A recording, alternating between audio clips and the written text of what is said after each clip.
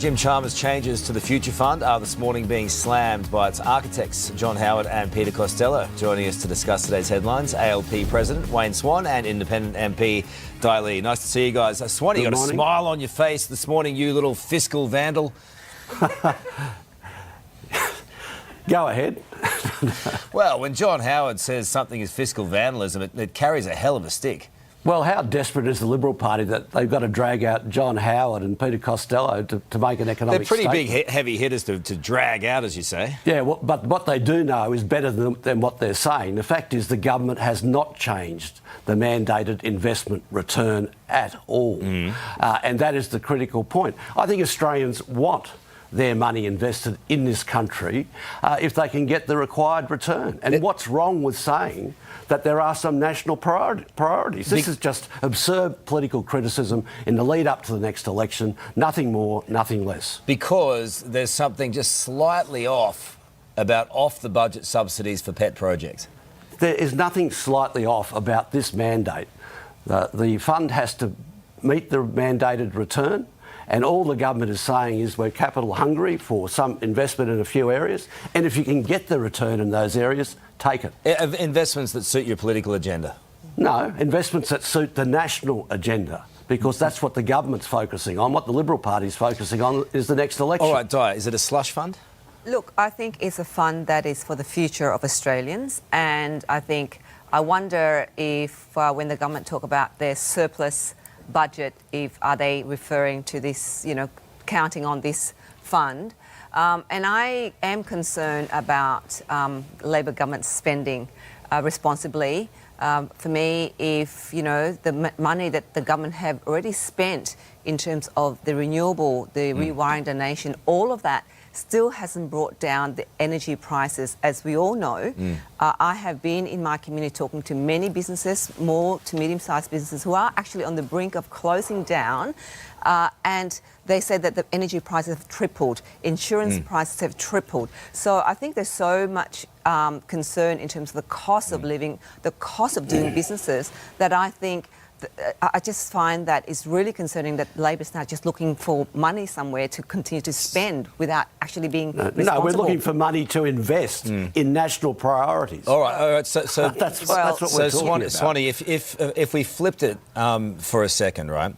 If the coalition decided, you know what, let's invest in fossil fuel projects to sustain our power grid while waiting for renewables, I mean, you'd be crying blue murder.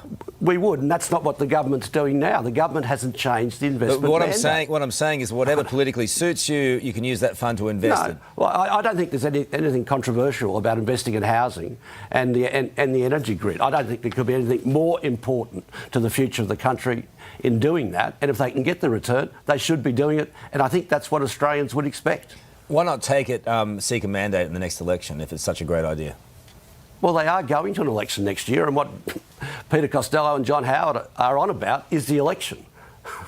That's precisely what they're talking about. They're not talking about the real issue. All right, so they're not going to take it to Parliament or anything like that. They're just going to take it to the election. Well, he has taken it to Parliament. He's announced it as they announce other policies. And people can make a judgment about the government's economic record at the next election. There was no mention of the future funds at all in Parliament this week. Not that I, and the Treasurer did deliver his speech on the economy. Right. Talking about December being, they will get a preview of the budget. In early December, that was in his speech on the economy.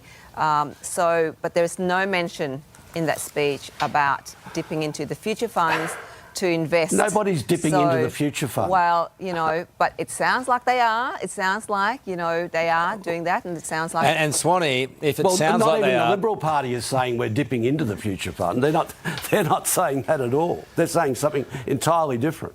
Anyway. All right, so you're happy for it to continue to go ahead and, and come what may? The government will be accountable for all of these issues at the next election and at the parliamentary sittings that occur before then as well. All right, speaking of elections, Labor has powered up its election team before December, so it looks like we're going early, Swanee?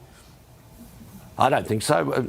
Tell me all about it. Where did you get that from? Well, It's it's news a to me. reliable source. They've hired digs in Surrey Hills. They've got their staff already. They're coming in December, and they're getting ready for potentially an election in April, which is a bit earlier than what we thought. Carl, you're not hanging around Sydney enough. They hired those digs a long time ago in Sydney. But they were ready for the election earlier. Yeah, of course.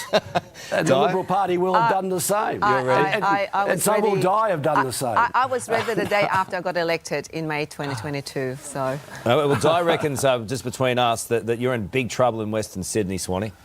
Oh, well, we'll see. I'll see you out in cost of Western living Sydney, is Di. still an issue. Cost of living, I tell you, I go door. I've been No door doubt, knocking cost of and living cost- is the big cost- issue in the Yep. election. Happy to have the Yes. argument and the discussion. Energy prices, please bring it down. Yep. Insurance costs, rent, all of that. Freight as well. There you go. It's huge.